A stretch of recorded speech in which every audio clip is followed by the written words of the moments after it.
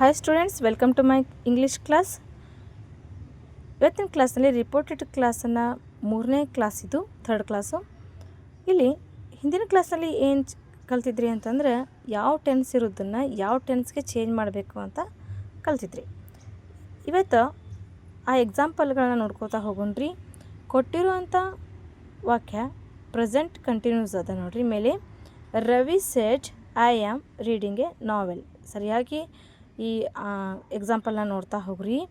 Ravi said I am reading a novel. ಇದು ಯಾವ ಟೆನ್ಸ್ನಾಗದ? Present ಕಂಟಿನ್ಯೂಸ್ನಾಗದ. ಯಾಕಪ್ಪ ಅಂತಂದ್ರೆ ರೀಡ್ ಅನ್ನೋದು V1ದಾಗದ ಮತ್ತು ING ಅದ, ಆಮೇಲೆ ಆ್ಯಮ್ ಬಂದದ. ಹೀಗಾಗಿ ನೀವೇನು ತಿಳ್ಕೊತೀರಿ? Ravi said I am reading a novel ಅನ್ನುವಂಥದ್ದು ಪ್ರೆಸೆಂಟ್ ಕಂಟಿನ್ಯೂಸ್ ಅಂತ ತಿಳ್ಕೊತೀರಿ. ಇದನ್ನು ನೀವು ಪಾಸ್ಟ್ ಕಂಟಿನ್ಯೂಸ್ನ ಮಾಡ್ಬೇಕಂತಂದ್ರೆ Ravi said that he was reading a novel. ಹೌದಾ? ನೋಡಿರಿ, ರವಿ ಸೆಡ್ ದ್ಯಾಟ್. ಇಲ್ಲಿ ರಿಪೋರ್ಟ್ ಮಾಡುವಾಗ ಏನು ಮಾಡ್ತೀರಿ? ದ್ಯಾಟ್ ಅನ್ನೋಂಥ ಕಂಜಂಕ್ಷನ್ನ ಬಳಸ್ತೀರಿ. Ravi said that. ಐ ಅನ್ನೋದಕ್ಕೆ ಏನು ಚೇಂಜ್ ಮಾಡಿದ್ರಿ? ಹಿ ಅನ್ನು ಚೇಂಜ್ ಮಾಡಿದ್ರಿ. ಆ್ಯಮ್ ಇದ್ದಿದ್ದೇನು ಮಾಡ್ಬೇಕಂತ ಹೇಳಿದ್ದೆ ನಾನು? ವಾಸ್ ಅಂತ ಚೇಂಜ್ ಮಾಡಿದ್ರಿ. ರೀಡಿಂಗ್ ಎ ನಾವೆಲ್. ಅರ್ಥ ಆಯ್ತು ರೀ? ಪಾಸ್ಟ್ ಕಂಟಿನ್ಯೂಸ್ನಲ್ಲಿ ಚೇಂಜ್ ಮಾಡಿದ್ರಿ. ಆ್ಯಮ್ ಇದ್ದಿದ್ದೇನಾಯ್ತು? ವಾಸ್ ಆಯಿತು. ಐ ಇದ್ದಿದ್ದು ಹಿ ಚೇಂಜ್ ಮಾಡಿದ್ರಿ. ಇನ್ನು next she said I love apple. ಹೌದಾ? ಇದು simple present ಟೆನ್ಸ್ನಾಗದ.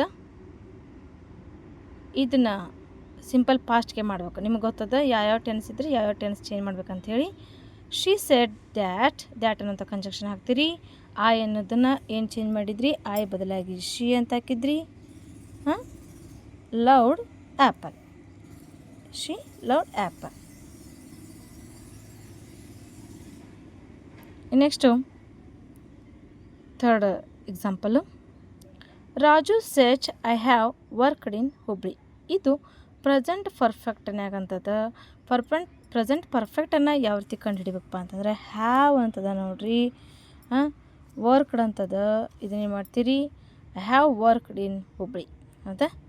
Raju said that present perfect tense ಇದ್ದಿದ್ದನ್ನು ಪಾಸ್ಟ್ ಪರ್ಫೆಕ್ಟಿಗೆ ಚೇಂಜ್ ಮಾಡಬೇಕು. ಇದು ನಿಮ್ಮದು ಟೆನ್ಸ್ ರೂಲ್ಸ್ ಪ್ರಕಾರ. ರಿಪೋರ್ಟೆಡ್ ಮಾಡುವಾಗ ಪ್ರೆಸೆಂಟ್ ಪರ್ಫೆಕ್ಟ್ ಇತ್ತಂದ್ರೆ ಪಾಸ್ಟ್ ಪರ್ಫೆಕ್ಟ್ ಮಾಡಬೇಕಾಗುತ್ತದೆ. ರಾಜು ಸೆಡ್ ದ್ಯಾಟ್ ಐ ಇದ್ದಿದ್ದನ್ನು ಏನು ಚೇಂಜ್ ಮಾಡಿದ್ರಿ? ಹಿ ಅಂತ ಚೇಂಜ್ ಮಾಡಿದ್ರಿ. ಹಿ ಅಂತ ಯಾಕೆ ಬಳಸ್ತೀರಿ ಅಂತಂದ್ರೆ ರಾಜು ಅನ್ನೋಂಥದ್ದು ಪುರುಷ ಇರೋದ್ರಿಂದ ಹಾಗಾಗಿ ಹಿ ಅಂತ ಚೇಂಜ್ ಮಾಡ್ತೀರಿ. ಅಲ್ಲಿ ಹ್ಯಾವ್ ಬದಲಾಗಿ ನಾನೇನು ಹೇಳಿದ್ದೆ? ಹ್ಯಾವ್ ಅಂತ ಬಳಸ್ರಿ ಅಂತ ಹೇಳಿದ್ದೆ. He had worked in Hubli.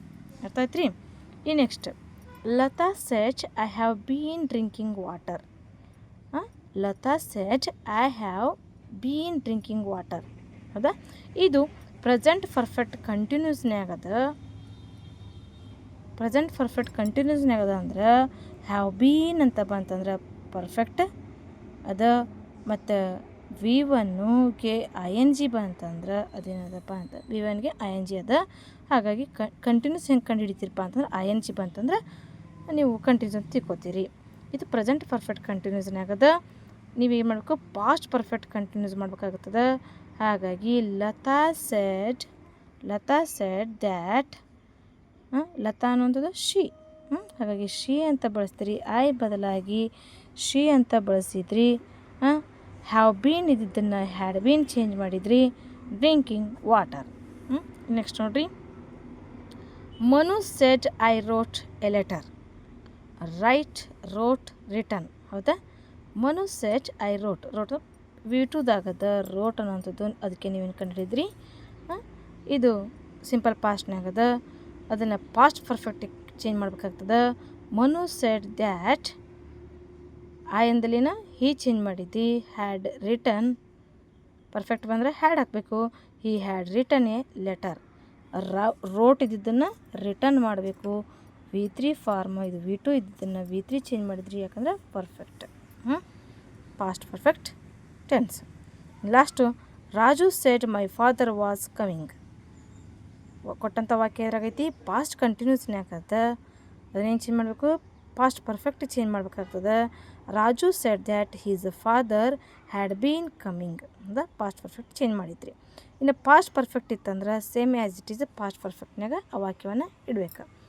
ಇಷ್ಟು ಈ 3 ಕ್ಲಾಸ್ನಲ್ಲಿ ನಿಮಗೆ ಸರಳವಾಗಿ ಸ್ವಲ್ಪ ಅರ್ಥ ಆಗ್ತದೆ ಅಂತ ತಿಳ್ಕೊತೇನೆ ರೀ. ರಿಪೋರ್ಟೆಡ್ ಸ್ಪೀಚು ಒಂದೊಂದು ರೂಲ್ಸನ್ನು ಕಂಪ್ಲೀಟ್ ಮಾಡಿ ಹೇಳ್ತೇನೆ ರೀ.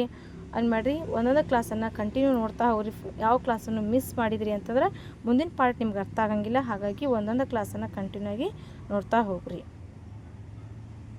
ನೆಕ್ಸ್ಟ್ ಕ್ಲಾಸಲ್ಲಿ ಏನು ಮಾಡೋಣ ರೀ, ಕಂಟಿನ್ಯೂ ಮಾಡೋಣ.